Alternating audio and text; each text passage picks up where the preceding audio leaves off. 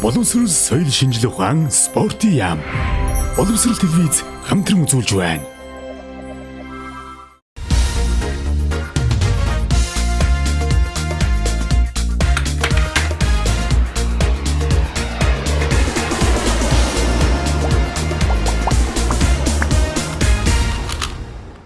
Нэвтрүүлгийн хамтран ажиллагч.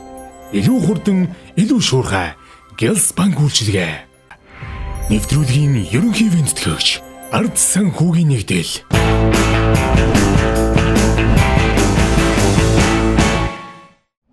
Энэ өдрийн мэндийг хүргэе үзэгчдээ би багш нэвтрүүлгийн ээлж дугаар хэлж байна. Өнгөрсөн дугаарт шилдэг 7-д үлдэж чадсан багш нар маань тусгай хэрэгцээд боловсролын талаар мастер класс авч ялгаатай хөгжилтэй хүүхдүүдтэй нэг өдрийг өнгөрүүлж олон шин мэдрэмжүүдийг авсан байгаа. Тиймээс өнөөдөр тэдний хэрхэн даалгавраа гүйцэтгэж байгаа нь та бидэнд ч сонирхолтой байх нь гарцаагүй.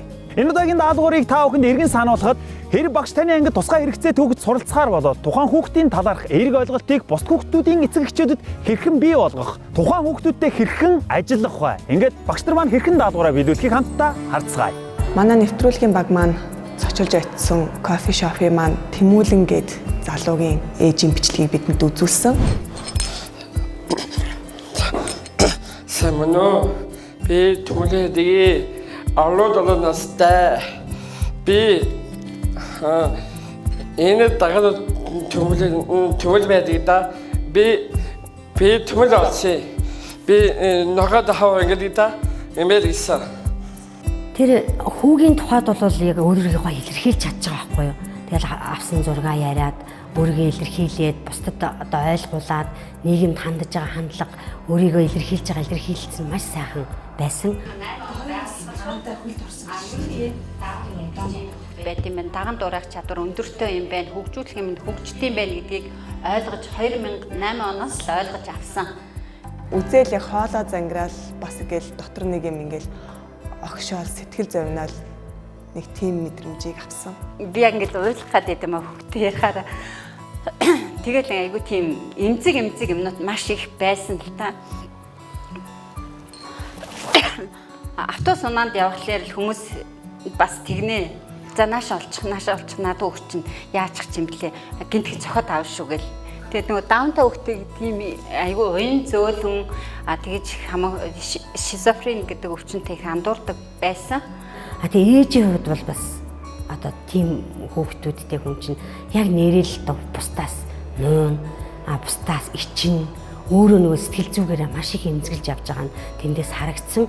Гэвч үрийнхээ төлөө тий юу ч хийхээс боцохгүй тэгээд хүүхдийнхаа төлөө ажиллаж чадсан нь тэр эмэгтэй маш гайхалтай байсан. Өлийн олимпиад цасны гуталтай гүйлтээр ороод мөнгө хүрэл медаль аваад тэгээд дэлхийд улс байд Монгол улс байхгүй дэлхийд нэрээ сүүийн Тэмүүлэн гээд ингээл зарлахад нийсэн нүднээсээ нулимс гараад баярлал байж идэг байсан.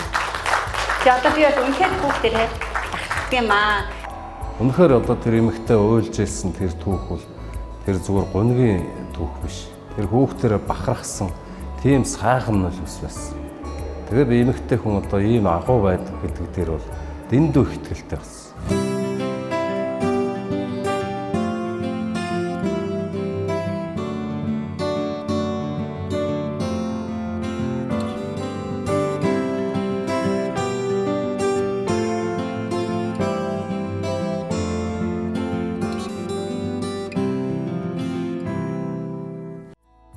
За даалгавраа бол эхний байдлаар төлөвлөөд дэвтэр дээрээ төлөвлөгөөгөө гаргаж бичээд төлөвлөгөөнийхөө дагуу яг юмаа бэлтгээд явж байна. Даалгаврын хувьд бол өөрийнхөө хувьд нэлээд хангалттай мэдээллийг олж авсан гэж бодож байна. Нэвтрүүлгийн багийнхантай хамт явлаа. Яг бодит байдалтай очиж танилцлаа. Яг нарны хүүхдүүдийн сурч байгаа танхимд очиж хүүхдүүдтэй яг биеэрээ мэдэрч харилцаж ярилцлаа. Бид нөгөө нийгэмшсэн байдалтайгаар нь кофе шопт ирсэн тий. Кофе шопт ирээд тэр хүүхдүүд маань юу захиалах вэ? Ямар кофе авах вэ гэж ярилцаад тэгээд оо кофе шоптаа үйлчлээд бид хэдэд тэгж байгаад харилцаанд нийгмийн харилцаанд ороод бүр бизнес сэтгэлгээтэй болцсон. Өөрийнхөө хүсэл эрмэлзэл мөрөөдөлтэй болцсон байгаа нь бүр маш их одоо бус жирийн хүүхдүүд баг ер нь зориг байдгийн болов тий цаашил ертөнд зөөрөл зугаалаад л яваад байдаг.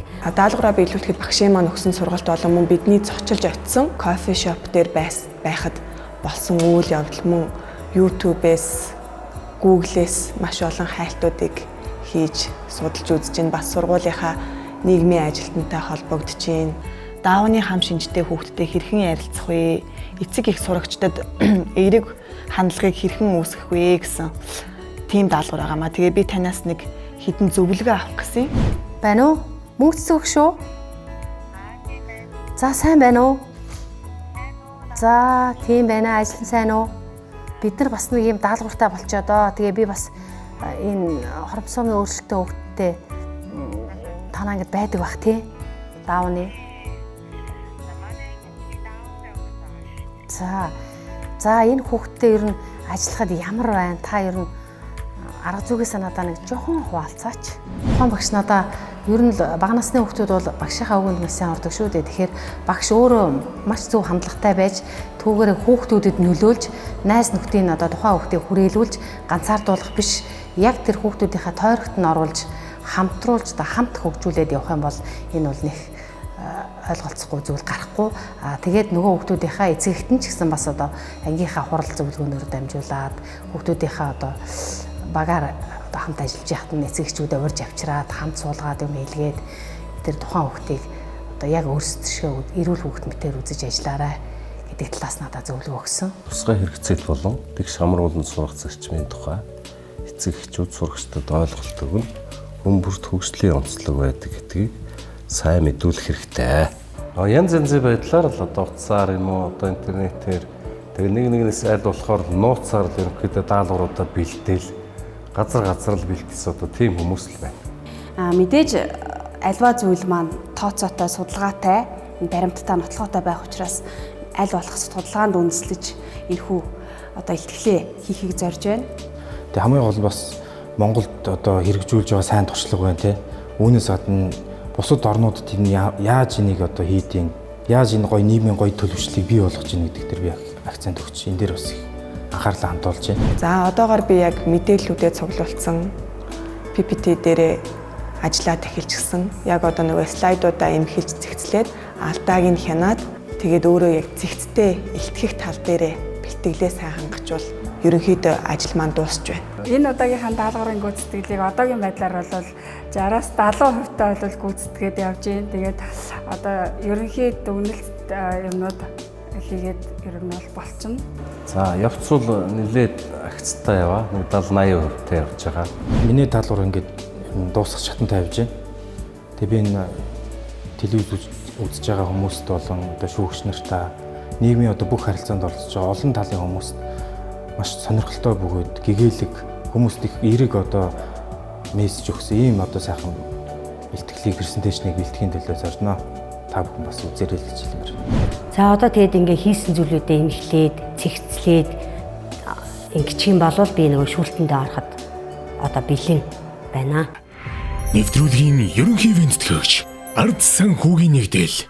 Нэвтрүүлгийн ерөнхий ивээн тэтгэгч Ард Санхүүгийн Нэгдэл. Хүчтэй хамтдаа. Нэвтрүүлгийн Хамтран ажиллагч. Илүү хурдан, илүү шуурхай. Гялс банк үйлчилгээ.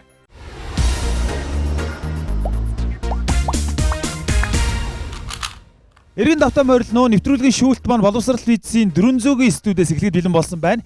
За уламжлалт ясаараа шүүгчдэр бол байраа эслэн суусан байгаа. Шүүгчдэд танилцуулъя.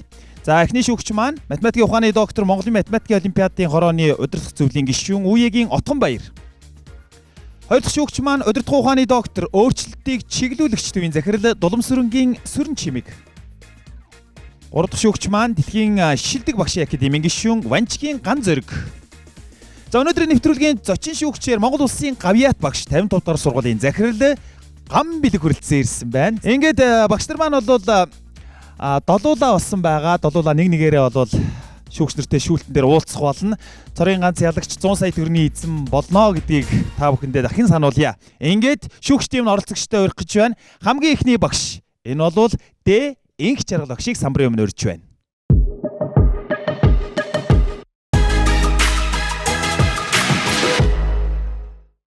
Миний илтгэлийн зорилго маань даавны хам шинжтэй хүүхдүүдийн бэрхшээлийг зөв ойлгож, сурах чадамжийг нь харгалзан адил боломж олгох.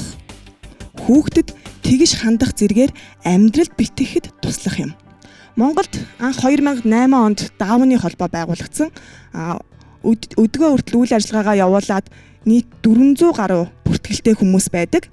Эдгээр хүмүүсийн маань 70% нь бага насны хүүхэд байдгаа гэсэн мэдээлэл байгаа. Энэ бол зөвхөн бүртгэлтэй байгаа хүмүүсийн тоо. Иннээс гадна нийгэмд оролцоогүй, нийгэм түүнийг хүлээж аваагүй мянган ийм бэрхшээлтэй хүмүүс гэрийнхаа хаалганы цаана сууж байгаа. Мөн энийг монголчууд оюуны хомсдолтой бүлэг гэж хамруулдаг. Гэтэл энийг яг хүлээн зөвшөөрсөн дэлхийн улс орнуудад хөгжлийн хоцрогдолтой бүлэгт хамруулад энгийн сургуульд бусад хүүхдүүдтэй тэгс суралцах боломжийг нь хангаж өгсөн байдаг. За хэрвээ манай ангид ийм хүүхэд байвал би яах вэ? Миний хувьд хамгийн нэгдүгээрт багш би өөрөө энэ хүүхдийн тухай судална. Мөн өөрийгөө би сэтгэл зүйн хувьд бэлтгэнэ. За миний дараагийн нөлөөлж чадах хүмүүс бол эцэг эх. Ерөнхий мэдээлэл өгөхийн тулд сургалт явуулах шаардлагатай. Энэ сургалтыг явуулахаас өмнө эцэг эхийн дунд нэг бяцхан туршилт хий гэсэн төлөвлөгөө гаргасан байгаа. За энэ бол эцэг эхийн хувьд бол нууцлалтай тийм ээ. Өндгөөр туршиж байгаа юм би энэ эцэг эхүүдийг. За тэгээд туршилтаа хийсний дараа эцэг эх маань эерэг өөр ойлголттой болоод ирэхээр хүүхдтэй үүнийг зөвөр ойлгож хэлнэ. За энэ маань ямар туршилт юм бэ гэхээр хүний гадаа төрөх болон дотоод мөн чанарыг нь ойлгуулах. Би эцэг эхчүүддээ нэг чансан өндөг өгнө. За энэ бол та нарын хамгийн эрхэм нандин зүйл. Энэ эрхэм нандин зүйлийг та бус өндөгнөөс юугаараа ялгараасаа гэж бодож байна. Юугаараа өөр байгаасаа гэж бодож байна. Түүнийгээ та ингээд өөрийнхөө хүсэл сонирхлоор ингээд чимэглэнэ үү, будна уу гэх. За энэ бол таны бүтээсэн эрхэм нандин зүйл. Магадгүй энэ таны хүүхэд. Бусад бүх өндөгнөөс өөр. Магадгүй энэ дотор үнэхээр сайхан үзэсгэлэнтэй чимэг болсон өндөг байж болно. Морис хариу зурсан өндөг байж болно. Хэдий өндөг том, жижиг, бор цагаан ямар ч өндөг байсан хальцыг нь хайслахад дотроос нь өндөг л гарч ирдэг. Яг тэрнтэй адилхан гадаад байдлаараа өөр биднээс ялгаатай боловч дотоод мөн чанартай яг л адил хүн шүү дээ гэсэн ойлголтыг өгсөний дараагаар сургалтаа явуулвал илүү үр дүнтэй юм болов уу гэж бодож байна. Магадгүй эцэг эхүүд ийм хүүхэд манай хүүхдээ ангид сурвал одоо ямар нэг байдлаар янз бүрийн авир характер гаргаад хүүхдийн минь зохиод авчих уу, гимтээгээд унгаачих уу гэсэн айдас болгоомжлолтой байдаг гэж магадгүй. Гэхдээ тийм биш шүү ээж аавда. Энэ бол зүгээр л биднээс гадаад байдал зарим нэг дутуу хөгжлөөрөө л ялгаатай байгаа учраас болохоос биш тэр хүүхдэд бусдыг дээрлэх, зандрах, муухай харьцах тийм авир араншин байхгүй шүү. Харин та нар энэ хүүхдүүдийг хүлээж авахгүй, нийгэмд нь оруулахгүй, гэрт нь хорсон чигээрээ байлгаад ах юм бол тийм авир араншинтай болж мэдэх юм. За анхаарал тавьсанд баярлалаа. Одоо энэ хичээлийн жилээс хөгжлийн ялгаатай энэ хүүхдүүд жирийн сургуульд сурах ийм боломжтой болж байгаа тийм ээ. Энд чинь журам батлагдаад боловсролын сайдын баталсан журмын дагуу л альж сургуульд энэ хүүхдүүд яваад очиж сурах ийм боломжтой болж байгаа. Тэгэхээр та багшийн хувьд энэ журмыг мэдж байгаа юу? Яг энэ журам хэрэгжээд ирэхээр та нарт багш нарт одоо ямар үүрэг хариуцлага бас нэмэгдэх болж байгаа вэ? Тэр талаас харсан уу? Ер нь бол яг энэ журмыг бол мэдж байгаа. Хэрвээ манай ангид яг ийм хүүхэд ингээд санал тавиад ингээд хүрээд ирэх юм бол мэдээж татгалзах зүйлгүйгээр тэр хүүхдийг сургахад бэлэн байгаа. Аль бодох өөрийнхөө чадах хэмжээнд чадах бүхнээ зориулахад бэлэн байгаа. Болж өгвөл хотод байгаа та нарын хувьд илүү давуу талтай байхгүй юу? Бусад орон нутгийн багш нарыг бодвол те. Тэгэхээр хороо ойронтойгоо ярьж байгаа тэр хүүхдүүдийн бүртгэлийг нь олоод өөрсдөө санаачлаад нэг хоёр хүүхдийг энэ жилээс ангидаа авал өн айгүй гой санаачлага болно шүү. Тэг амжилтсан. Заавал ажил дээрээ очиж сургуулийнхаа удирдлагуудтай энэ тухай ярилцсанаа. Надад таны тавьсан илэрхийлээс хамгийн таалагдсан зүйл хамгийн түрүүнд хүүхдийн итгэлийг олж байгаа гэдэг бол маш чухал. Давны хамшин стөгт багштай итгэхгүйгээр аливаа харьцаж байгаа үнтэй итгэхгүйгээр бол тэд нар бүрэн сэтгэлээс харьцаж чаддгүй. Энийг би бол маш их зөв эхлэл тавьж ийнэ гэж үзлээ. За баярлалаа. Юу н харж байгаа үнцэг те нийгэмд өгөх хандлагыг яаж өөрчлөх үү гэдгийг нь бол их агтайхан харж байгаа юм болоо гэж харж байна. Тэгээд өөрөө те бодитоор тохиолдвол ямар шийдэл гаргах вэ гэд бэлтгэлээ хийцэн байна гэдг нь бол бас давуу тал ахаа гэж бодож байна л та. За шүүгчдэртэй маш их баярлалаа. Ингээд хоёр дахь багш Наран чимэг багшийг самбарын өмнө өрж байна.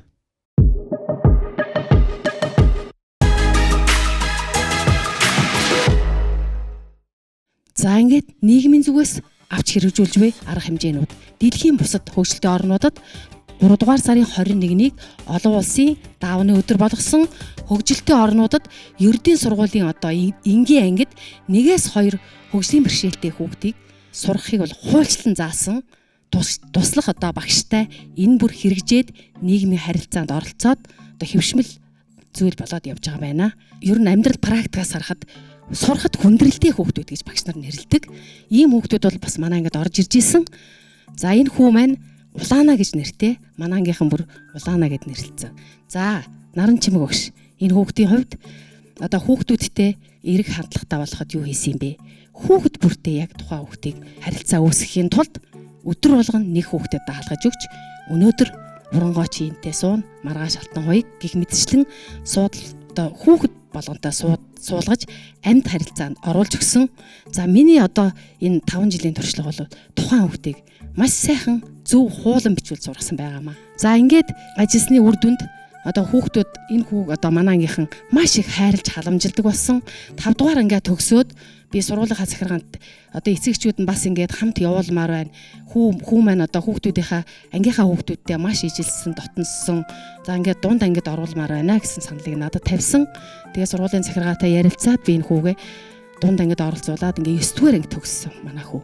9 дугаар ангид байгаад хонхны баяр хийх үед манай ангийн хүүхдүүд нөгөө дунд анги болоод баг боловсролынхаа багш нартай ингээд хамтраад одоо нэг тийм үдшилтэд оролцсон. Тэгэхэд манай ангийн хүүхдүүд бүгд одоо уйлсан.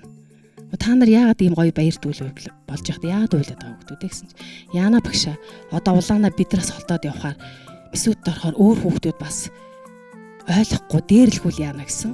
Тэгээ би яагаад энэ хүүхдийг ийм хам шинжтэй хүүхд юм болоо гэд ингээд сонгож авсан гэхээр би 5 жилийн туршид тухайн хүүхдэд ажилласан мөртлөө зүгээр л сурахад хүндрэлтэй хүүхдэл гэж ойлгож ирсэн болохоос энэ сургалтуудыг аваад яг тухайн хүүхдэд бодоод болсон процессуудаа бодохоор бас миний хүү яг ийм хүүхд юм байна гэд ингээд би өөрөөрөө бахархаж байгаа. Ангийнхаа хүүхдүүдээр бас бахархаж байгаа.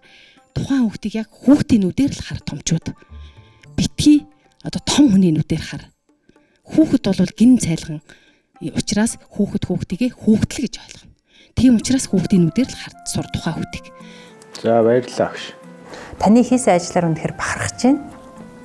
Энэ таны яг энэ хийсэн ажлын цааталд биднэрт юу харагдаж байна гэхээр бид нар нийгмийн сэтгэлгээг өөрчлөх хэрэгтэй байна гэдгийг бол та саяын хүүхдүүдийнхаа нулимсаар бол ингээд батлаад хэлчлээ те. Яг гэвэл нийгэм энийг хүлээж авах хөрс бэлтгэлдэг байна гэдгийг та яг боддоор л сэтгэл зүрхэнд хүртэл хэллээ л дээ.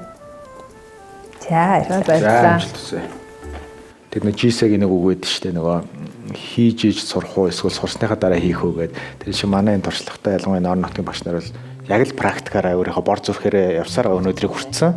Одоо ингээд арга гаргач журмаар нь дэмжиж өгөх юм бол маш богино хугацаанд эерэг үр дүн гарах боломжтой байна гэдэг гоё өөдрөг юу харагдчих байна. Яг үнэ тий багшийн ажилласнаас харахад бол энэ цоо шин зүйл ерөөсөө биш болоод байна шүү дээ тий 15 жилийн өмнө би тийм одоо онцлог хөхийн хүүхдүүдийг мэдэхгүй хэрнээ ингээ ажиллаад одоо өдөө өрхцэн гэдэг юмыг хэлж байгаа нь бол гайхалтай. Энэ хүүхд бүртээ суулгах, хүүхдээс хүүхэд гээд энтэй бодтой авсан арга хэмжээ нь бол ялгаатай хөгжилтэй тэр хүүхдээ нийгэмшүүлэхээс гадна тэр хүүхдийг эргэн тойрно тий хүлээж авах тэр хандлагыг өөрчилнө гэдэг талаас их одоо тий сайхан болсон юм уу да гэж харлаа. Шүүгчдэртэй маш их баярлалаа.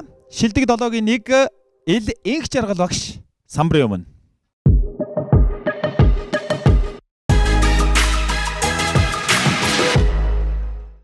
Өчигдөр бид нар бас энэ даавны одоо өрчил хам шимжтэй хүүхдүүд залуучуудтай хамтраад манай багш нар энэ кофе шопт бас ярилцаад уулзаад ийм бүтээл ийм зураг хийгээ зураг зураад ингээд за боломжтой яг интерьер дизайн чи бас нийт чиглэлийн бас үлгөөрэй гэдэг ингээд үлдээсэн юм байна. За тэрний доод бас бусдад таагүй хандлага нь өөрөө хамгийн том хөгжлийн бэрхшээлээ гэдэг тэр кофе шопныг тийм үг байсан.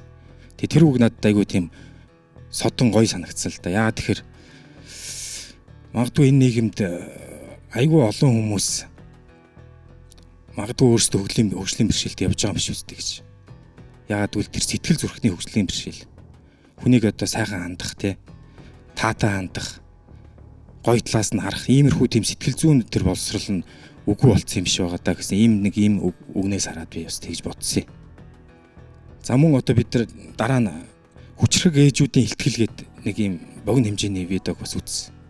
Тэгээ тэрийг харж тэр хүүхдүүдтэй уулзаад тэгээ тэр хүүхдүүдийн талаар мэдээд ингээ дарааны хичээл энэ видеог ингээ үзсэн чинь яалтчгүй ингээ нүдэнд нулимс ингээ бүрхэд ирчихлээ. Энэ ээжүүдийн цаана үнэхээр маш их ачаа байд юм бэл. Тэр ачааг бид өөрсдөө бий болгоод идэг тий. Наас нь гудамжинд явж байхад нь л миний хүнээс наа чин тэр хүүхдээ бити цаваалт гэл ингээл гараас нь бити барьж гэдэг юм. Тэгээ бид тэр хандлагаараа тэр маш хүн дүнд одоо чулууг нуруунд дээр нь өөрүүлж идэг. Үнэхээр одоо тэр нийгмийг бид ингээд өөрчлөх шаардлагатай байна юм л дээ. За ингээд би хамгийн түрүүнд энэ кейсийг энийг ингээд хараад ер нь ингээд бусад оронд энэ ямар байд юм бол гэдэг л хамгийн түрүүнд надад толгойд орж ирсэн. Монголд ер нь хэцүү шүү дээ ингээд. Би үндэ бол тийм оюуны бэрхшээлтэй гэж ярих одоо хэцүү тийм ээ. Энэ ялгаатай хөгжилтэй хүүхдүүдтэй би нэг ажиллаж байгаагүй. Яг үнийг хэлэхэд. Манай ингээд яг нэг сурах бэрхшээлтэй хүүхдүүд байсан л удаан уншдаг тийм. Маш олон давтамжаар за нэг ингэж хийгдэг. Тэрнээсээс тийм хүнд тийм хүүхдүүд байгаагүй. За тэр кофе шоп дээр очисон чинь бас нэг юм жижигхэн брошюр дээр энэ Полито гэдэг энэ Азийн төрийн бас байгууллагын мэдээлэл надад байсан.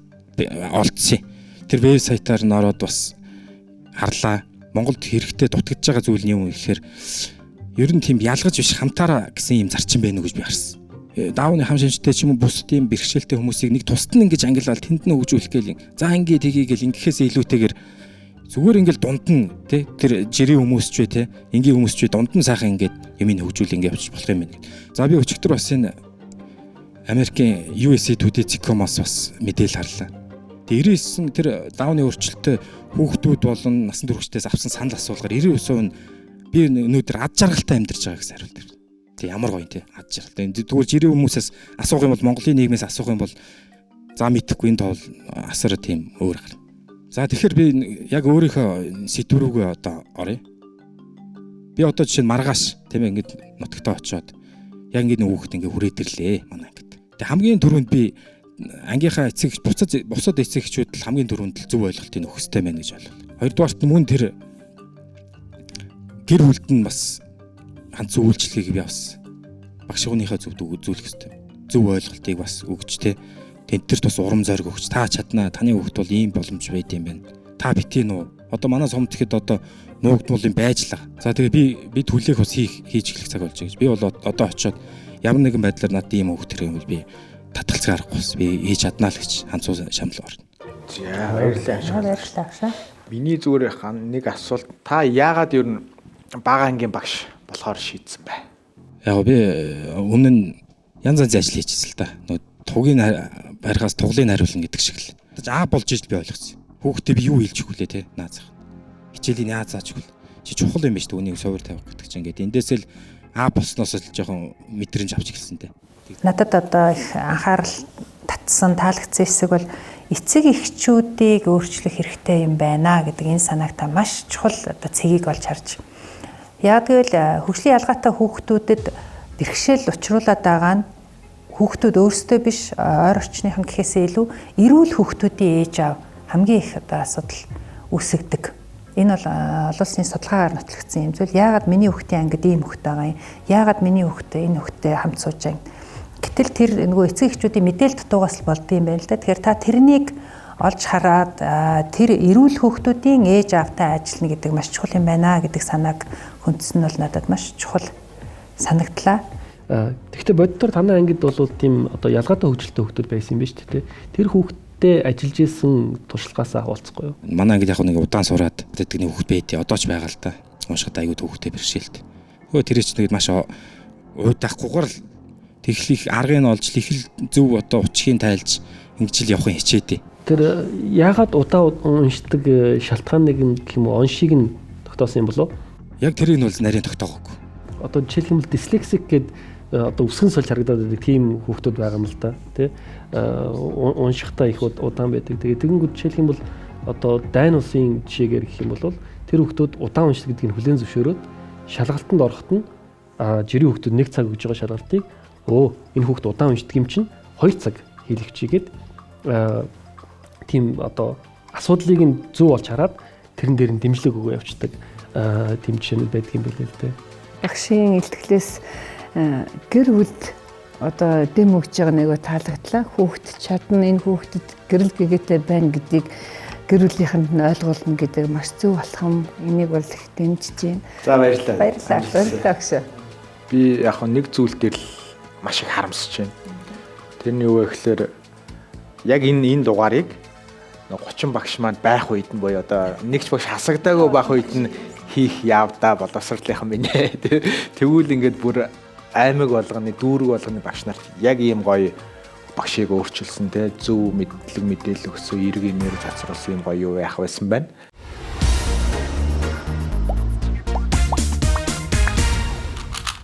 Нэвтрүүлгийн хамтран ажиллагч илүү хурдан илүү шуурхай Гялс банк үйлчилгээ. Нэвтрүүлгийн ерөнхий ивээн тэтгэгч Ард Санхүүгийн Нэгдэл. Хүчтэй хамтдаа.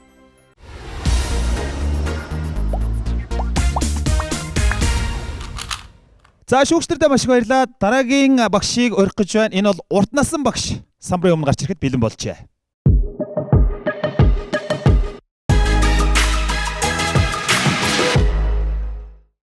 Миний сэдэв хайранд бэлуурсан аз жаргалын бэлэг гэдэг нэртэй. За тэгэхээр энэ нийгмийн одоо жоохон ялгарлан гадуурх энэ байдлыг хэн одоо зөв хандлаганд оруулах юм бэ гэхээр багш бид нар дээр нь эцэг их. Тэгэхээр нийгмшүүлэг гэхээр бусдаа ижлэхэн байхаа хэлгээсээ илүү одоо хэд өрөвдүүлэх нь одоо биш юм аа. Хүүхдтэйгээ яг адилхан л арьцах нь одоо маш чухал зүйлийг хэлж байгаа. За тэгэхээр яг одоо энэ хүүхдүүдээсээ эмзэгэлдэг тэр хүүхдээ одоо нуудаг тийм зүйлүүд бол байгаа. Тэгэхээр ингэж бити одоо эцэгчүүд маань өнөөдрөөс эхлээд энэ хүүхдүүд маань хөөгжөж, дэвжиж, өсөж одоо болдгийм байна. Бас маш их сүм сурч чаддгийм байна гэдгийг ойлгож байгаа учраас би өнөөдрөөс эхлээд хүн бүр энэ хүүхдүүдээ одоо хөгжүүлэхийн төлөө ээж аавд маань чин сэтгэлээсээ бити хүүхдээсээ ичээсэй гэж бүр чин сэтгэлээсээ хэлмээр санагдаж байгаа. За тэгээ энэ хүүхдүүдийг яг хөхөр ээж аавд нь яг яаж олдуулах юм бэ гэж. Тэгэхээр ээж аавдгаар за манай ингэ нэг юм хүүхд байгаа шүү гэдгээ хэлхээсээ илүүтэйгээр нөгөө хүүхдэд татан оролцуулах нь маш чухал. Урлагийн наадамд оролцуулах, багт наадамд оролцуулах, ажил экскурстэд хамт явах, тэр хүүхдийнхаа хийж чаддаг зүйл дээр нь суралцаад за нэг хардаа ямар байна гэд агц амжилтын эцэгчүүдэд харуулад за ингээд өөрийнх нь хүүхдтэй бас ингээд тоглуулад хамт ингэж явах юм бол нөгөө эцэгчүүд маань бүгд ингээд ойлгоод эхэлж байна. Ангийн хүүхдүүд маань ойлгоод эхэлж байна. Олон юм заагаад, олон юм сургах гад зүтгээд байхдаа гол нь биш, яг амьдрал тэр хүүхдэд хэрэгтэй зүйлийг нь маш чухалчлан зааж өгнө, маш чухал. За тэгээ бодит үзүүлэн буюу зургт үзүүлэн одоо маш сайн харуул. За ганцаарчилсан сургалтын төлөвлөгөө боловсруулах нь маш чухал юм а гэж үзсэн. Тэгээ манай засгийн газар ч гэсэн маш сайн ингэж захирамж гаргасан. Одоо бусад нөгөө энгийн хүүхдүүдтэй суралцах, эцэгчүүдийн хандлага харьцаа ч гэсэн ямар ч байсан манай сургууль дээр л бас өөрчлөгдсөн шүү. Тэгээ манай дүүрэгт бол хүүхд хөгжлийн ордон гэж бас байгуулагдсан. Тэндээ бас тусгай хэрэгцээт боловсролын кабинет нь бас ажилладаг. Тэгээ манай сургуулийнхан болохоор тэр даунтаа хүүхд буюу тусгай хэрэгцээт боловсролын хүүхдүүдтэй шал өөр ханддаг болсон. Бүр хандлага нь өөрчлөгдсөн. Таны ихтгэл дээр энэ нийгмийн хандлаган дээр хүүхдийг өрөвдөх бишээ яг жирийн байдлаар хандах нь чухал юм а гэдэг юм гарч ирлээ л дээ. Энэ талаар жоохон дэлгэрүүлээд ярих уу? Нөгөө тэр хүүхдийг хараад нөгөө өрөвдөл тэр байдлаасаа биш хүн гэдэг сайхан эрдэнэ гэдэг зүйлээсээ л хүн болгоно гэж хараасай л гэж хүссэн. За баярлалаа. За баярлалаа. Тэгээ яг хоо над хамгийн бас нэг таалагдсан юу хит өрөвдөх бишгээд атгаш өвшөө хэлснээс гадна эцэгчүүдэд урайлаад хүүхдүүдээсээ битгий хичээ гэдэг мессежийг бас нэлээд хүчтэй өгөх гэж бодлоо. Энэ бас нуугаад байдаг гэсэн юм гаргаж ирсэн байхгүй юу? Яг судалгаа болон статистик мэдээллээр бол бид нар энэ чинь яг дэлхийн дундчтай харьцуулах юм бол манай илрүүлэлт буюу одоо мэдээлэлд орж ирж байгаа тоо бол маш бага байгаа шүү дээ. Тэгэхээр маш олон хүүхдүүд гэртээ байгаа. Одоо соны тал дээрс давуу зүйл гараад байгаа аймаг дүүрэг болгонд хөгжлийн бэрхшээлтэй хүүхдийн эрүүл мэнд боловсрол нийгмийн хамгааллын комисс гэж байгуулагдсан. Тэр комисс чинь байн хуралдаад одоо хүүхдийн групп гэдэг юм да тийм ээ. Яг уншийн тогтоогоод асаргаа өгөх үү, унааны зардал үе асуудлыг шийдэж байгаа. Одоо ерөнхий боловсролын сургуульд очиж байгаа хүүхдүүд ерөөсөө нөө эмчийн нөө тэр комиссийн бичгтээ очиж байгаа. Ийм унштай ебэс суралцсанаа гэсэн. За шүүгчдэртэй талархлаа илэрхийлье. Дараагийн багш 5 дугаартай аюуш багшийг самбарын өмнө өрж байна.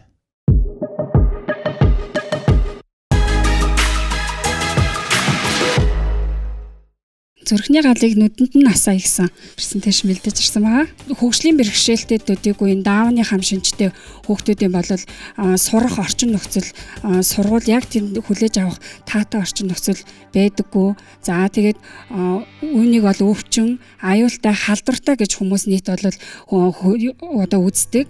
За нэг ангид яг даавны хам шинжтэй хүүхдийг аваачаад суулгахаар зэрэг эцэг эхчүүд бол хүүхдтэйгээ суулгах хамт суралцуулахгүй байх тийм ялгуурлан гадуурхах тийм тохиолдол байна. Эсвэл ялгуурлан гадуурхаас гадна хит өрөвдөх бас тийм зүйлүүд бол ажиглагддаг. За бас хамгийн том бэрхшээл нь болохоор хүүхдээ хүлээн зөвшөөрч чадахгүй байгаа эцэг эхчүүд бас маш ихээр байгаад байгаа.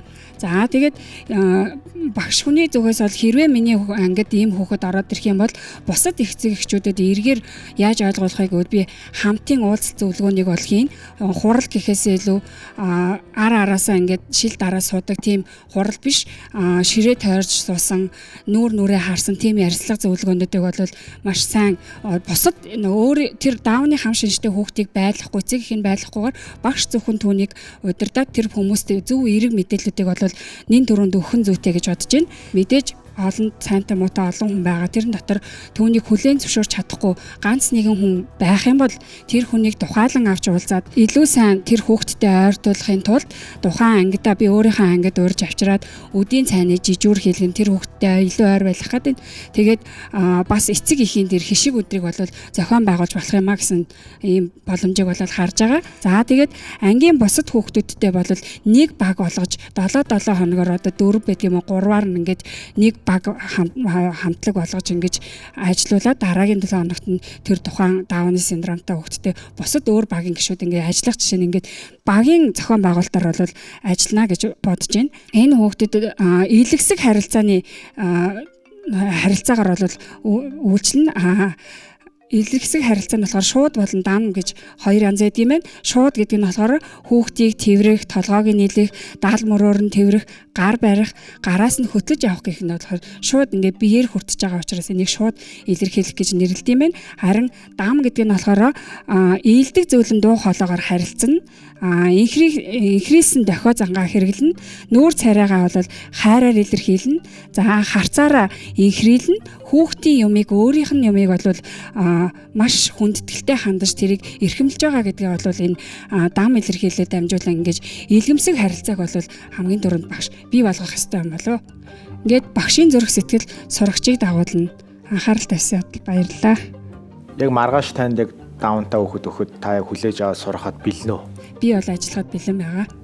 За баярлалаа багш. Амжилт хүсье. За баярлалаа. Надад багш сая нэлээд бас асуудал руу орсон багш юм гэж мэдрэгдлээ. Тийм байна. Зүгээр анхны удаа танилцаад дүгнэлт гаргаж байгаа биш тийм ээ. Бас нэг бүр бэрхшээлийн судалсан тэр бэрхшээлийг ингэж даван гарах боломжуудыг бас эцэгчүүд хүүхдүүдээр яг давантай хүүхдүүдээр нь гаргацсан нэлээд жоохон гүн рүү орж байгаа багш байна уу гэж би бодлоо. Нэг жоохон анхаарал татсан гэх юм уу сэрэмжилсэн зүйл бол тэр ялгаатай хөгжилтэй хүүхдээр одоо гээд биед нь хүрэх энэ төр тухай ярьж байна л да. Энэ дэр бол бас хүүхдээс хамаарат тэрийг хүлээж авахгүй нөхцөл байдал гэсэн байх болох тэр арай жоохон боломжтой байхгүй байх те. Гэхдээ даунчхүүдийн хувьд бас харьцангуй гайгүй. Аутизм бол арай өөр тийм ээ. Аутизм бол эсвэл даунчч ялгахаар төврөлт нь, үнсэлт нь, нийлэн тэр нь илүү жоохон дуртай гэдэг талтай онцлог хөвгтөд. Эрэгтэй хүн болгоныг аваа, эмэгтэй хүн болгоныг ээжээ гэж хүсчихэл төврөлтэй дэдэг хөвгтөд ч үү те. Би нэж төврөл тийм ээ. За шүүгчдэртэй талархлаа илэрхийлье. Дараагийн багшийг өрье. Энэ бол Бадамсүрэн багш.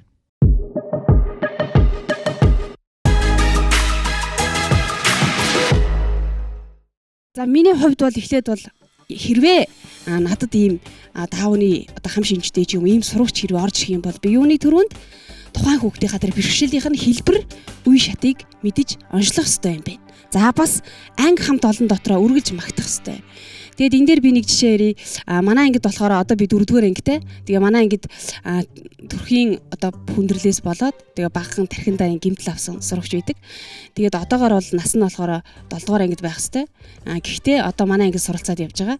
Тэгээд хилээрэнийх нь бэрхшээл бас нэлээд ерөөсөө ойлгомжгүй 1-р ангид орж ихдээ ерөөсөө ярьж чаддгүй байжгаад одоо бол маш сайн ойлголцоод багсаа гэдэг ингээ хөөхөн ярьдаг болсон. Тэгээд энэ хүүхдийг яадаг байсан гэхээр яг эхлээл 1-р ангид нь орж ирэхэд нь л ерөөсөө ангийнхандаа за энэ хүүхд ёстой мундаг хүүхд шүү. Манай ангийн хамгийн өндөр нь шүү гэл ингээл тэр хүүхдийн нөгөө давуу тал дээр нь ангийнхандаа ингээд магтаад байхаар хүүхдүүд яг багштайгаа адилхан тэр хүүхдийг хүлээж авдаг. Тэгэхээр тэр тухайн хүүхдийнхаа давуу тал дээр түшиглээд яг тэр анги хүрээлэл дотор нь ингээд тэр хүүхдийг ингээд нээгээд өгчхөр бусад хүүхдүүд тэр ангийнх нь хүлээгээд авахаар тэр сургууль багш нар ч гэсэн яг тэгж л хүлээж авдаг. Тэгээд би энэ даавны хам шинжтэй одоо энэ Монголын даавны холбооны тэр кофе шопт байрлаж байхдаа яг тэр хүүхдээ ээжтэй нэгээд тусгайлаад яриад бас нэг тэр охинтой бас ингээ ярилцсан л да. Тэгэхэд чиний мөрөөдөл юу вэ гэж асуухад маш тодор. Миний мөрөөдөл бол кофе шопын захирал болох гэж маш ихтгэл төгс хэлсэн. За тэр хүүхдийн хүний мөрөөдөл бол одоо маш том байна. Тэгэхээр би яг энд нь юуг хийж өгч чадах вэ гэдэг асуултыг л би өөрөөсөө тавьж ирсэн. Тэгээд мөрөөдлийн түүчээ болох одоо хандив гэдэг үгийг би бас хэлхээсээ жоохон имиж байна. Яагаад тэгэхээр хандив гэдэг үгийг зүгээр нэг юм эд материал мөнгө төгрөгөөр одоо бас хэлж болох боловч хандив гэдэг зүйл маань сэтгэл бас байж болно. Энэ юу байсан гэхээр нэг багш 1000 төгрөг гэдэг хандив. Гэхдээ энийг зүгээр мөнгө төгрөгөөр ч юм уу ингэж битгий бодоосоо гэж би одоо маш их хүсэж байгаа юм. Тэр болохоор юу гэсэн үг юм гэхээр одоо тэр өгж байгаа нэг багшийн өгж байгаа тэр 1000 төгрөгийн хандив бол тэр хүнд өгж байгаа сэтгэл юм. Энэ нийгэмд хүргэж байгаа энэ хүмүүсийг одоо хүлээн зөвшөөрөөд энэ хүмүүс чинь одоо хөгжих боломжтой ийм одоо бидэнтэй одоо адил эрх тэгш юм хүмүүс юм гэдгийг нийгэм даяараа хүлээн зөвшөөрж байгаагийн нэг одоо мессеж гэж би ойлгоно гэж хувьдаа энэ зүйлийг одоо санаачлаад тэгээ захиралдаа ингээд уламжилсан. Энэ үйл ажиллагаа маань цаашаа боловсролынхаа хилцэс рүү дамжаад боловсролынхаа хилцээнд дарагд уламжилсан. За ер нь сургуулиараа бид нар ингэж хөдөлж болж байгаа юм чинь дүүргээрээ яагаад ингэж болохгүй гэж. Тэгээ бид бүхэн зураг авахулахтаа их өнцөг ярддаг болж л дээ. Энэ өнцгөөс авбал их гоё гардгийг. Тэр өнцгөөс гарахаар гоё гардгийг. Миний зургийн өнцөг энэ байдгийг ингээд. Энэ бол бас наригат байж болно. Гэхдээ бидний амьдралын өнцөг нь юу юм бэ? Бид нар яг ямар өнцгөөс амьдралыг харах ёстой юм бэ? За та бүхэндээ би нэг бахан бичлэг үзүүлье. Би багш реалити шоунд оролцож байгаа нийт багш нартай амжилт хүсье. Манай дүүргээс Бадамсран багш оролцож байгаа. Бадамсран багш маань давны хам шинжтэй хүүхдүүдтэй ажиллах, тэдний талаар нийгэмд зөв хандлага түгээх энэ ажлыг санаачилж эдмийн оргил засалбар сургуулийн бүх багш нар дэмжиж ажиллаж байгаа юм байна.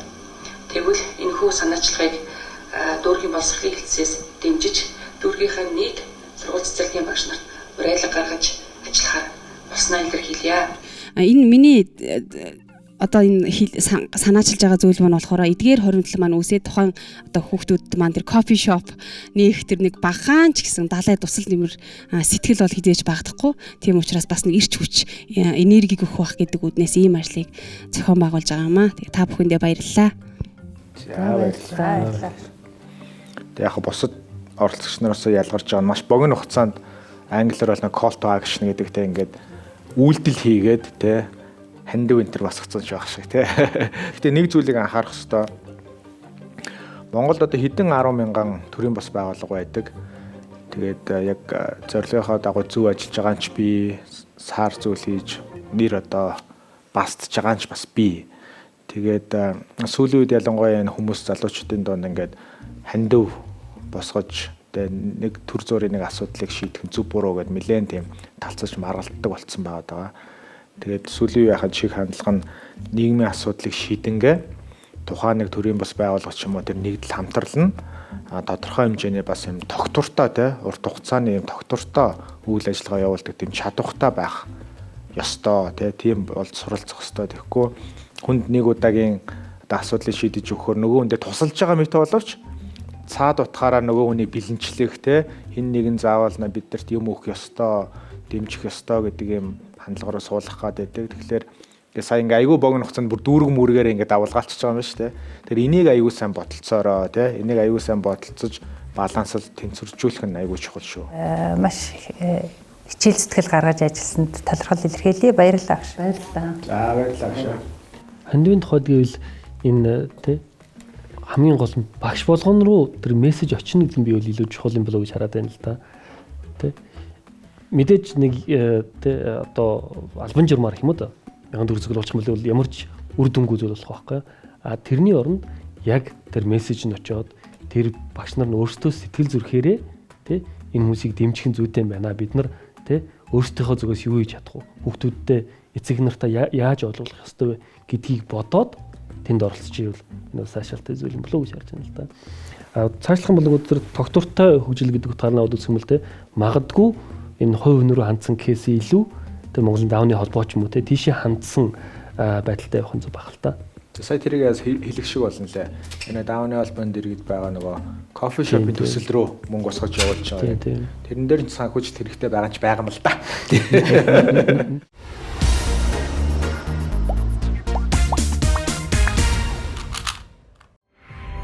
Нэвтрүүлгийн хамтран ажиллагч худалдаа үйлдвэрлэлийн их сургууль.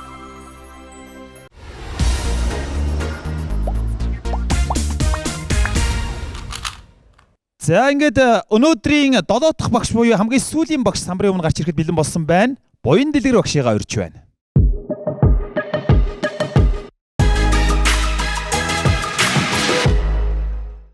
За би яг үннийг хэлэхэд яг одоо ийм даавантай хөөхт гэдэгтэй зүгээр хүмүүсээс сонсч ирсэн болохоос яг өөрөө нүүр тулж ерөөс уулзч үзэх байсан. Тэгэхээр өчигдөрөөс гайхалтай сайхан өдөр таарад би тэр хүүхдүүдтэй бараг өдөржин шухуу бид нар бүгдээрээ нэг өдрийг хамтаа өнгөрөөсөн. Тэгээ би одоо тэр хүүхдүүдийг юу гэж харж байна вэ гэхээр дөнгөж ингээд ороод харахад зүгээр л миний бодол шүү. Зүгээр ингээд хүн чинь нөгөө нүүрэндээ галтай нүдэндээ цогтой гэдэг шүү дээ. Тэгээ тэр хүүхдүүдийн нүд нь айгүй тийм бүрсгэрдэг байгаад байсан. Тэгээ би одоо энэ хүнийг нөгөө сэтгэлийн амт юм чинь сэтгэлийн жоохон хөгөлчих юм бол энэ янзын мундаг л болдог байх та гэж бодоод тэгээд тэр ангид ороод бид нар нөгөө хүүхдүүдтэй ярилцаад ингээд ээжсэн чинь шал өөр болоод ирсэн. Тэгээ инээмсэгэл гэдэг юм хүнийг ямар байдалтай гоё болгож чаддгийг би тэр хүүхдүүдээс анзаарч харсан. Тэгээ тэр хүүхдүүдийн тухай би өчигдөр гайхалтай тийм мэдлэгтэй болсон. Бүр мэдээлэл биш мэдлэгтэй болсон. Тэгээ би бол одоо тэр хүүхдүүдийг тэгж бодоод байна л та. Зүгээр л бидний хоорондоо ялгаа гэхээсээ илүү тэднэрт ганцхан даавн гэдэг тийм нэг тодорхойлтол өгсөн болохоос биш. Яг одоо биднээс эрсдэс тийм хүмүүс бол биш юм байна. Би одоо пиджака тайлчаал би тэрийн хувцас мөсчл ороод ирвэл бас арай л зэрүүсгэн өөр л харагдах. Би бол тэр хэмжээний гэж тийм өнцгөр олж харсан. За тэгээ одоо би ангид ийм хүүхд хэрвээ ирлээ гэх юм бол хамгийн түрүүнд би мэдээлэл цуглуулах хэрэгтэй. За ямар байд юм бол би мэдэхгүй байж одоо тэр хүнд хичээл заана гэж байхгүй шүү дээ. Мэдээлэл олчих юм байна. Тэгээд тэртээ тэргүүл тэр цаанаас нонш нь гараад одоо ингээд хүрээд ирэх юм бол би тэр хүүхдээс судлах юм байна. Зарим хүүхдүүд нь болохоор яг л нөгөө бага бодит зүйлийг харчаад тэрэн дээр нь тулгуурлаж айгүйх юм их дуртай гэдэг. Тэр багш нь тэгэд тайлбарлаж ирсэн.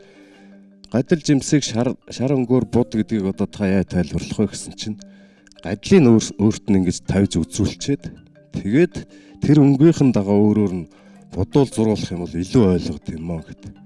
Тэгээ нүдэн дээр нь харааны илүү цаг хөгжсөн байд юм байна гэж бодсон. Би хөдөө орон нутгийн багш. Гэхдээ хөдөө одоо яг тэр аймгийн төв гэхэд тэр болгоо ингэж байдгүй юм хүүхдүүд. Тэгээ тэр эцэг эхчүүд нь тэр хүүхдээсээ ичдэггүй, өөрснөөсөө болдгоо яг сургууль суулгал гэдэг л завсарт болчдөг. Эцэг эхчүүдийнхаа хандлага одоо тэр бүх зүйлийг л өөрчлөх юм бол одоо энэ тусгай хэрэгцээд энэ хүүхдүүд маань зүгээр ерөнхий боловсролын сургуульд бүх хүүхдүүдтэй хамтран сурахад болохгүй байхгүй гэж бодож байна. А нэг дутагдaltaй юм нь болохоор яг одоо энэ чиглэгдсэн багш тэр болгон хүрэлцээтэй бэлтгээдэг үүдэл учир нь байдаг баг. За баярлалаа. Болсноо тий багш. Ер нь бол дэлхийн статистикээр 700 төрөл тутам Монгол гадаад гэлтгүй ингээд 700 төрөл тутам нэг даавантай хөх төрдөг юм ерөнхий статистик байдаг.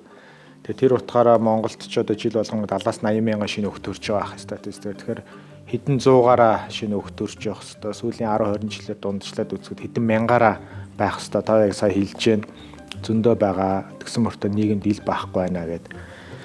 Тэгээд таны хувьд нэлээд шин туршлага болж ах шиг байна. Ялангуяа энэ сэдв. Тэгээд эргэж очиод та өөрөө аймагтаа даунтаа хөхөд олж яваад жоохон хичээл гаргах юм бол эргэн тойрон байгаа гэдэгт би бол итгэлтэй байна. Тэгээд нэг юм уу хоёр хүүхдийг дааж аваад ажиллахад бэлнэ үү? Та яг өөрийгөө бэлтгэж чадсан уу сэтгэл зүй хувьд? Тэгээ нэр одоо надад хүн итгэл найдвараа өгөөд та энийг одоо сургаа гэх юм бол би бол татгалзах хэрэггүй шүү дээ. Ягаад гэвэл би яг бодит амьдрал дээр үндсэндээ практик туршлага хийсэн хүн болж байгаа шүү дээ. Дотор ч нэг юм асаад байна шүү дээ тий. Энэ хүүхдүүдийн төлөө бид нар юм хийх хэрэгтэй гэдэг ийм одоо нүдийг дэс би олж харж байна. Тэгэхээр би таныг тийм хийх байх гэж найдаж байна. Би одоо 30 жил багш хийж байгаа юм шүү дээ. Тэгэд би нэг ч удаа ийм хүүхдтэй ингэж уулзаж уулзраагүй гэхээр нэг бодлын гомд орчим шиг тийм. Одоо харин таарад гэх юм бол тэрээс илүү баяр баясгал ингэж хүнд байхгүй.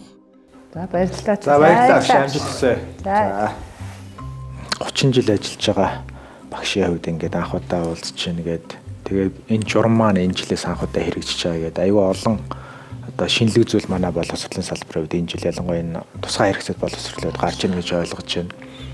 Энэ хуулийн дор туссан байсан шүү дээ. Харин саяын гардаг журмууд аюу сайн илүү түлхэц болгож өглөө, илүү хэрэгжүүлэхэд.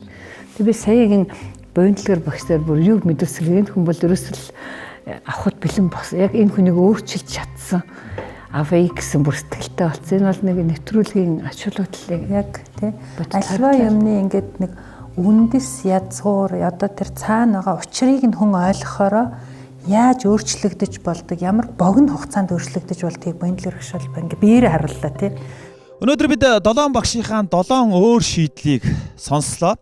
За тусгай хэрэгцээт хүүхд за энэ сэдв бол мэдээж монголчууд бид бүхэнд бас шинэхэн сэдв боловч заавал мэдж явах ёстой, санаж явах ёстой сэдв учир нь юу гэхээр бид бүхэн бол нэг дэлхийд ажиллаж амьдарч байгаа учраас биеиндээ халамж хайрыг мэдрүүлэх ёстой маа. Ингээд нэвтрүүлгийн ерөнхий ивээн тэтгэгч хөрөнгө оруулагч үндэстэн хөдөлгөөнийг санаачлагч хэрэгжүүлэгч Ард Санхүүгийн Нэгдэл хувь зайд компани ингээд хэсэг ормын дараа шүүлтийн дүнтэй танилцъя.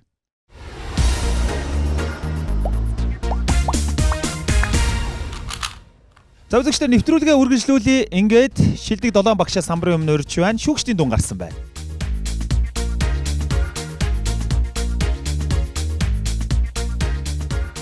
За миний гарт шүүгчдийн дүн байна. Яг одоо би нэвтрүүлгийг үргэлжлүүлэх эрхгүй болсон багшийн нэрийг шууд зарлах болно.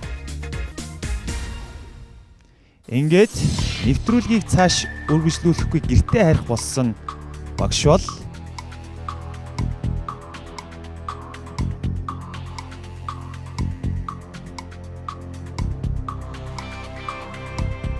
энэ удаад оролцогч хасалгүйгээр 7 багшийг долуулангийн нэвтрүүлгийг цааш үргэлжлүүлэх эрхтэй болгож баяр хүргэе. За ингээд энэ удаа ягаад шүүгчдэр маань оролцогч хасаагүй гэдгийг хамтдаа хүлээн авч сонсъё. Шүүгчдийн сэтгэл. Тэгээ та бүхний нэгэн дээр нь танилцуулган дээр дурдж ирсэн бидний 7 хүн түтмийн нэг нь бие биенээсээ ялгаатай хөгжилтэй байдгаа гэд. Тэгэхээр эн чинь өөрөө ийм том нийгэм бидний хажуу зэрэгцэж оршиж байгаа. Тэгээ та нарын баг бүгднгийнхэн дүгнэлтэн дээр хэлжсэн. Энэ хүмүүс бидний манай нийгмийн асуудал гэхээсээ илүүтэйгээр бид нар өөрсдөө нийгэмшхүүн асуудалтай юм биш үү? Энийг засаж хандлага өөрчлөхөөё гэдэг одоо уриалгыг ойлголтыг та бүхэн бүгдээр авсан байсан. Тэгээ үүнд би маш их таатай байна. Тэгээ дараагийн шатанд амжилт хүсье та бүхэнд.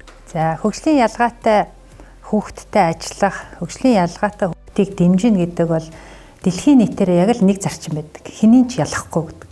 Тийм учраас багш нарынхаа ажилласан үйл ажиллагааг бид нар энэ зарчмын дагуу хэнийг ялахгүй гэдэг зарчмаар ажиллалаа. Та нар бүгдээр өнөөдөр хөгсөөрөө онцлогтой хүүхдүүдийг маш сайхан сэтгэлээр хүлээж авч энэ хүлээж явж байгаа сэтгэлээ бусдад түгэж байгаа нь илүү их бахархууштай байлаа. Бид нар өнөөдөр хөгжлөөр онцлогтой хүүхдийг тэгш хандъя, тэгш хамруулъя гэж байгаа. Өнөөдөр 7 багштай бүгдэнд нь тэгш хандъя гэж шийдэж чинь тэгээд та бүгднгийн дараагийн шатанд үлдэж яагаад баяр хүргэе. Малком Гладвелл гэдэг хүний бичсэн Дэвид ба Голайт гэдэг номон дээр энэ дээр нэлээд олон жишээ байдаг л да. Жишээлх юм бол унших бэрхшээлтэй хүүхдүүд сонсох чадвар нь маш сайн хөгждөг. Тэрийг даваа тал болгоод бизнесийн орчинд өндөр амжилт гаргасан хүмүүсийн жишээ бол олон байгаа юм л да. Virgin гэдэг асар том группийн ерөнхийлөгч Ричард Брансонгийн хүн байна. Ийм жишээ их олон байдаг юм байлээ. Тэгэхээр та бүхэн ч гэсэн энэ ялгаатай хөгжилтэй хүүхдүүдээ бүх талаас нь дэмжиж сул талыг нь давуу тал болгоорой гэж хүсмээр байна. Өнөөдөр бид нэвтрүүлгийнхээ 13 дахь дугаарыг хүргэлээ. Өнөөдөр би эндээ бас хайрыг түгээсэн гайхалтай өдөр байлаа. 7 багш маань дахин шилдэг багш нар шүү гэдгээ үзэгч болон шүүгчдэрт баталж чадлаа. Дараагийн тэмцээн уралдаанд нь амжилт хүсье. Нэвтрүүлгийн хамтран ажиллагч илүү хурдан, илүү шуурхай Гялс банк үйлчилгээ. Дараагийн дугаар хүртэл баяртай үзэгчтэй. За хамгийн анхны тохиолдол байлаа өнөөдөр. Ямар ч хасалт хийгдээгүй. Үнэхээр гоё тайзан дээрээс бүтнээрээ богно гэдэг чинь нэг бүтээн сэтгэлтэй болж байгаа юм шиг. Бид нар чинь ингээ нэгээ бас ингээ хасагтаар эвгүй байдаг өөрөө хасагдаж байгаа юм шиг. Долоолоо үлдсэндээ гоё сэтгэл төрж байна. Яагаад гэвэл өнөөдөр бид нар бас хүүхдүүдэд айгүй гоё эргээр харж бүгдээрээ айгүй гоё энерги ирч хүчээр дүүрэн тийм гоё илтгэлүүдийг олон түмэнд хүргэсэндээ одоо ийм гоё шагналыг авлаа л гэж бодож байна. Даалгаврын хувьд бол бас нэлээд их цаг гаргаж сэтгэл гаргаж нойр хогсолж хийсэн. Нэлээд бас өөртөө итгэлтэй байсан. Багш нар бүр л доор бүрнээ маш их баяртай байна. Амьдрал гарсан өөрчлөлт байна. Бас ингээл ерөөсөө таньж мэддэггүй байсан хүмүүс найзын өсөлт илгээгээд намайг чинь дэмжээл аймаг орон нутгаараа хөдлөөл би ер нь бас энэ олон жил ажиллахдаа яасан ч олон шавнар дөрөөсөө ерөөсөө мартагдсан шавнар маань хүртэл одоо ингээд эргээд ирэх холбоотой багштайгаа ингээд холбоо тогтоогоод ажиллаад багшаагаа дэмжиж явж байгаа. Энэ бүгдэд улам одоо урам орж одоо ирч хүчээр дүүрэн нэвтрүүлгээ үргэлжлүүлээ явж байна да.